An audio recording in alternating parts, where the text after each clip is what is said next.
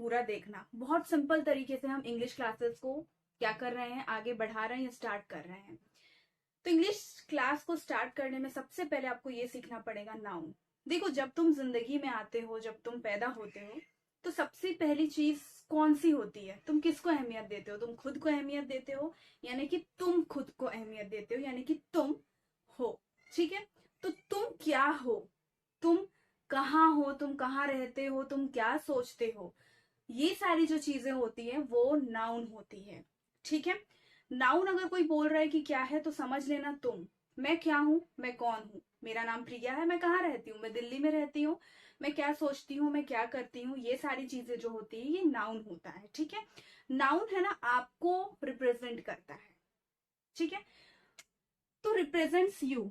नाम, अगर कोई भी किसी का भी नाम है, प्रिया, रिया, श्याम, सुंदर, ठीक है, तो ये क्या होता है? नाउन होता है। उसके बाद यहाँ पे रिप्रेजेंट्स वेयर यू लिव। ठीक है, आप कहाँ रहते हो, आप कहाँ जा रहे हो, जो भी प्लेस के नाम होंगे ये भी नाउन में आते हैं।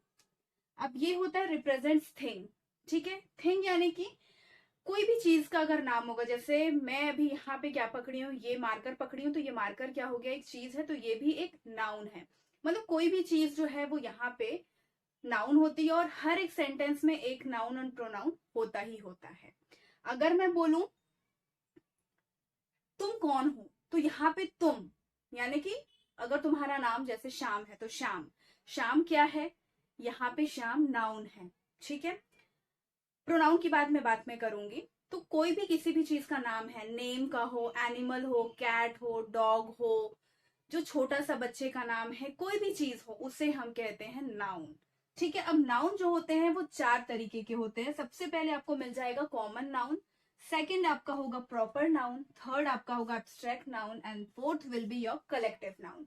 अब नाउन तो तुमने जान लिया कि भाई मेरा नाम जो है वो नाउन है, मैं कहाँ रहता हूँ, प्लेस, मैं क्या सोचता हूँ, मैं क्या कर रहा हूँ, वो सारी जो चीजें हैं, जो आइडिया है, वो नाउन होता है। देखो, कॉमन नाउन क्या होता है कि जैसे मैं अगर मेरा नाम लू प्रिया, तो मैं कॉमन नहीं है ये नाम।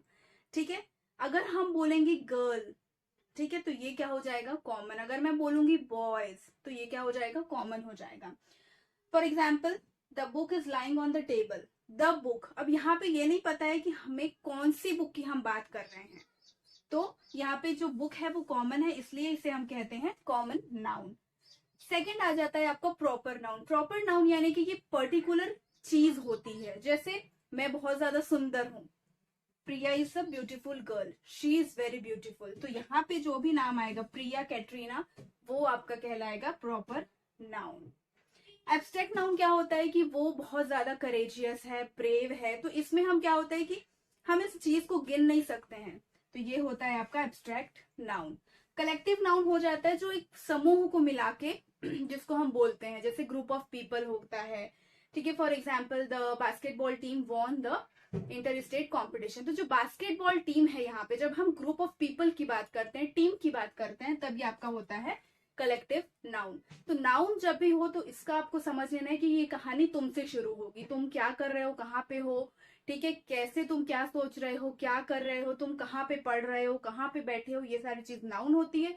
फिर चार तरीके के नाउन होते हैं, common noun, proper noun, abstract, collective. Collective यानी कि ग्रुप ऑफ पीपल होता है, एब्स्ट्रैक्ट यानी कि जिसे हम गिन नहीं सकते हैं कि वो कितना ब्रेव है। हम बोल तो रहे हैं कि वो ब्रेव है, पर वो कितना ब्रेव है, कितना करेजियस है, ये हम गिन नहीं सकते हैं। उसके बाद यहाँ पे प्रॉपर नाउन होता है, यानी कि अगर किसी पर्टिकुलर पर्सन के बारे में हमें वहां पे पता चल रहा है, तो इसका मतलब हो जाएगा ये प्रॉपर नाउन है। कॉमन नाउन जो जनरली हम बोल रहे हैं, ठीक है, the book is lying on the table, sorry, the book is lying on the table. ठीक है, तो यहाँ पे कौन से बुक की बात हो रही है ये हमें नहीं पता है, तो इसे हम बोलते हैं कॉमन नाउन।